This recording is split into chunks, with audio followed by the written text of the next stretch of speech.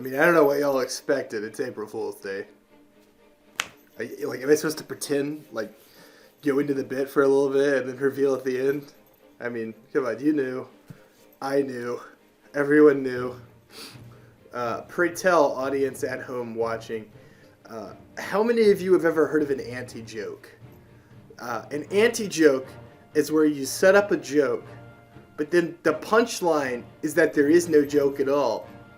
And that what you said you were going to do was actually just 100% serious, and there was no comedy. This is an anti-joke. We're actually doing this. You clowns thought there was going to be an April Fool's Day prank? You showed up here assuming you were smarter than me. Assuming I wasn't going to do an actual Justice League video.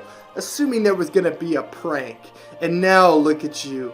You clowns. You fools. You look so silly. You look dumb. Alright, let's do this. Introducing the Justice League.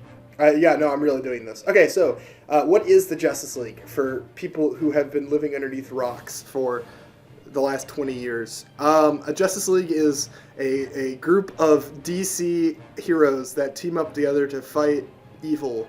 It's basically just the Avengers of DC, and it's sad that I have to say that now, because DC has lost so badly to Marvel and pop culture that more people are familiar with the Avengers than the Justice League now. That's such an L. So, what characters are we going to use, and how are we going to use them? Superman, Clark Kent. I personally absolutely hate everything that's been done with Superman recently. I like the Goody Two-Shoes iteration, and I like the grim dark stuff sometimes, but I really feel like the ideal Superman needs to kind of fall in the middle somewhere. You know, like, he needs to be a shining beacon of hope, but he needs to also have like a dark side to a certain extent. Like, he needs to be willing to sort of like have to fight some kind of drama. So that's my ideal Superman. You kind of split the middle, leaning much more towards the idealistic version. But he needs to have moments of darkness, temptation that he needs to overcome. Superman's origin in this is going to be, you know, Superman's origin. He's going to be a little baby. He's going to crash into Missouri or wherever the heck he lives. Where is it that Superman lives? Oh my golly. It's somewhere. Ohio? Is he from Ohio? Is he from Alabama? He's somewhere in that, you know, somewhere in that belt. Kansas. He's from Kansas. That's what it is. Golly, how did I forget that, man? Boy, I look so stupid right now. The next character I'm going to do is Wonder Woman. Wonder Woman is a great character. She is the one female member of the Justice League. That's her role. And I think, okay, this is going to be a controversial thing for sure, but I actually kind of want to do a love triangle between Superman, another character, and Wonder Woman. This is something that's been done a couple times in the comic books, and I always find it kind of interesting. So we're going to explore that for a little bit in this movie. Now, I know people might be immediately turned off by that, but just trust me, man. Here's my credentials. It just says, trust me, bro, right there in plain English. What isn't to trust about this scenario right now? I think I'm going to keep Wonder Woman's origin basically the same as the Patty Jenkins movie. I think that was a fine enough modernization of the origin. I think I will change how they did the Invisible Jet for sure. But the Invisible Jet, I mean, that's like iconic, man. That's going to make an appearance in this movie. You know, you can't not have the Invisible Jet. Up next is The Flash. Now, I mean, of course, it's a Justice League movie. You need The Flash. I know there are people who love Barry Allen, and there are people who hate Barry Allen and prefer another Flash. I kind of fall into the second camp. I prefer a different Flash. So the Flash I'm going to pick for this movie is going to be not Barry Allen. We're going to pick the obvious second choice, Jay Garrick. I'm going to do Jay Garrick. I think he's a really interesting character. I love his design. He's easily the best version of the Flash that's ever been on screen. And we're really going to focus in on his friendship with another member who hasn't been revealed yet. I like to keep these reveals a surprise. And that sort of relationship is really what I want to focus in on. I think that's something interesting there, and I think Jay Garrick is a character that hasn't really gotten his time in the spotlight yet.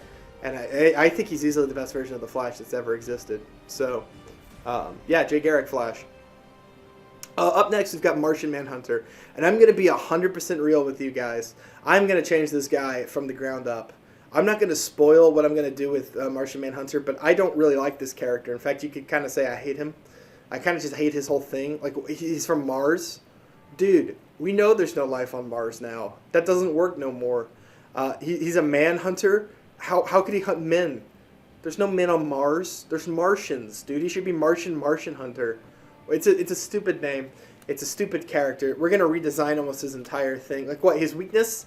He's weak to fire?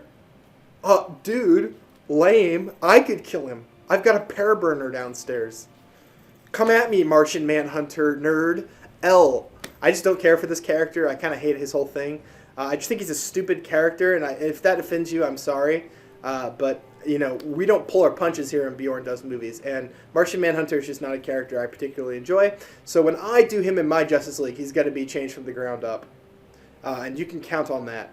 Our next character is arguably one of my favorite members of the Justice League, unironically. It's Aquaman. You know it, baby. You know him. You love him. He's the king of Atlantis. His pecs are massive. God, he's handsome. Oh, you could just get lost in his dreamy eyes. And his powers include talking to fish. Let's all make fun of talking to fish. Wait a minute, hold on. He can talk to microbes in the ocean, including the flesh-eating microbes? Wait, hold on a minute. Is this guy actually the strongest member of the Justice League? He very well might be. Just kidding, and that's still the Flash. But he's a close second or third. His powers are grossly slept upon. And I intend to maybe highlight some of the lesser-known things you could do with that awesome fish controlling flower.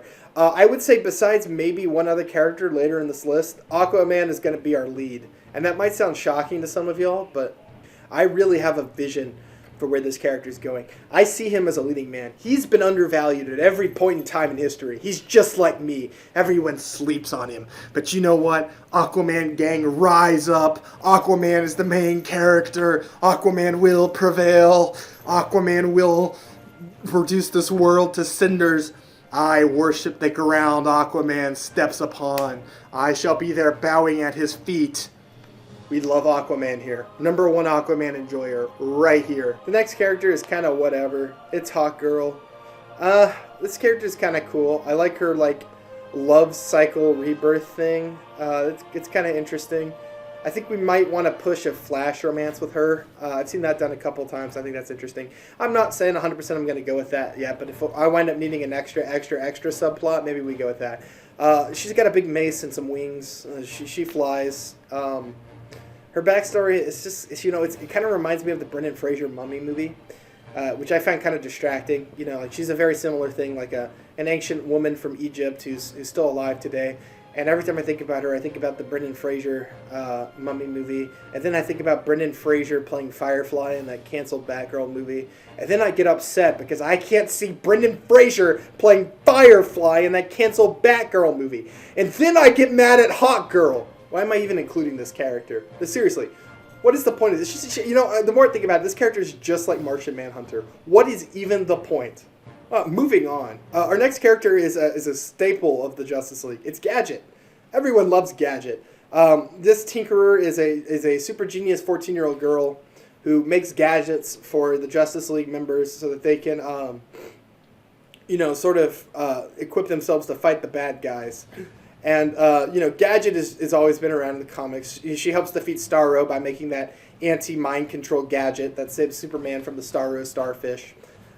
This is a character that I've always kind of loved. And as I feel with a lot of these characters, there's a lot of room for improvement with Gadget. She's been used to great effect in a couple of the different runs of Justice League, but she never really gets much focus and characterization, even though, much like Clock King, I think there's something genius here. And she doesn't get really taken seriously too much, and she kind of gets forgotten. She winds up becoming the character that comes in and solves the Justice League problems, builds them their stuff, and then, you know, moves on. And Gadget kind of falls by the wayside. And I think there's something really interesting there that you could explore. Sort of like the relationship between Rick and Morty. You know, where one character is sort of just left behind and isn't focused in on as much. And that's why I think Gadget is a mainstay for this movie. All right, that's our Justice League members. Let's go ahead and cover our villains. For our villains, I really struggled. You know, I could have gone the Steppenwolf route. I could have gone the Darkseid route. I could have gone the Legion of Doom route. I wanted to use Starro, but, you know, he was already taken. Thanks, James Gunn, you hack. So, I settled in on, I think, arguably the best Justice League villain of all time, the Joker. And hold on, guys, calm down. I hear what you're saying. I'm picking up what you're throwing down. But this is the one guy who ever managed to defeat Superman. Let's be real here. The Joker is a menace, and he's actually kind of formidable. But this won't just be any version of the Joker. This is going to be a version of the Joker who splices himself with Kryptonian DNA so that he is strong enough to take on the Justice League. Not only is he chaotic, but he's also, formidable. And he's going to have some secondary villains who I won't reveal here, sort of making up a new iteration of the Legion of Doom. So we'll have like Reverse Flash and some other villains, one for each of the heroes here. So now you've got a superpowered Joker capable of fighting Superman one-on-one, leading a group of some of the most powerful villains of all time to finally challenge the heroes they so disdain. How will our heroes overcome that? And there's going to be some thematic tie-ins too. The Joker and his motivation in this movie will sort of tie into the overarching narrative of the story. And I know a lot of y'all are being turned off by some of the things I'm saying, but I swear to God, this is going to make sense when you see the final script. All of it will be good. This villain really works in my vision, and I think you're going to come out of this thinking, yeah, Bjorn was right again. He's once again got us on board with something that we would have never thought we wanted. So hopefully y'all can, bear through it to see that. I feel like I'm forgetting a character, though. There's like one guy who's like, he should be here, and I feel like I'm forgetting them. Oh, that's right, Batman. Yeah, this guy. Batman is one of the most important characters in the Justice League mythology. That being said, I feel like this character, while iconic, does have some room for improvement, and I'm being 100% serious there. I think there's certain angles in this character that's never really been explored, and I think the thing that's really holding him back, and you guys are going to have a visceral reaction to this as soon as I say it, so I'm preempting you, the killing rule, the no-killing rule. I think it just holds back any good Batman story. It automatically makes me wonder, why didn't this guy just kill these villains and, get it done with? How much cooler would Batman be if he was using a machine gun? I mean, just think about how badass that would be. Like, Batman comes in on his grappling hook, he rolls onto the floor and pulls out his AR-15 and just unloads lead into Harley Quinn and blows the brains out of Two-Face. I really think there's something interesting to be done there, something interesting to explore there. I actually really love Zack Snyder's take on Batman. I really think that man got it. And so when I was looking, to make a Batman movie, that was where I wanted to be. Was right there, having Batman blow people's brains out, having Batman burn men alive in front of Superman's mother, Batman and Wonder Woman making out while they're covered in the gore of a villain they've just killed. This is really what I think the franchise was missing, and I am going to be injecting that back into the franchise. My Batman will kill. My Batman's parents are actually alive. They haven't died yet. This is a different take on the character. Going back to the roots and deconstructing what makes Batman Batman. Also, I should say that I think we're past the point of Bruce Wayne needing to be a white male.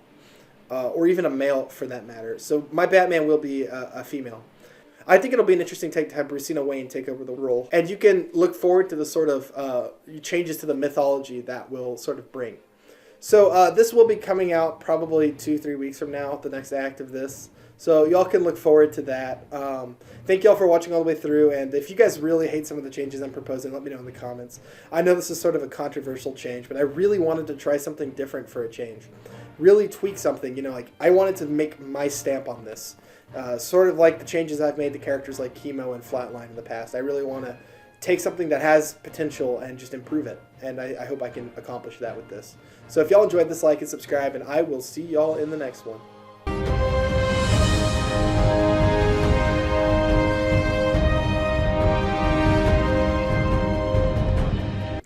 So, yeah, I think pretty clearly that was a joke. There is no Justice League, you fools. It was a double joke. It was a re-ante joke. There was a joke the whole time.